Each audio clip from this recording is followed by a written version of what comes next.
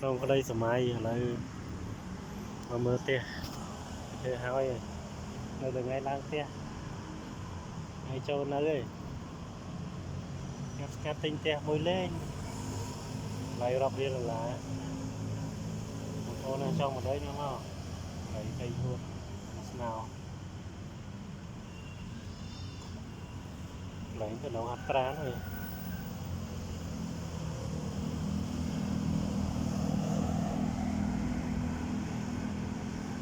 hơi bị đau lên nhá mình lôi tới nhỏ lôi chai như thế này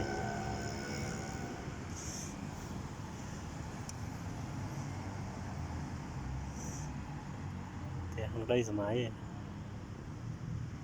con bằng ngọc xí ở lôi thế con của ban xinh còn ban nói là đẹp chẳng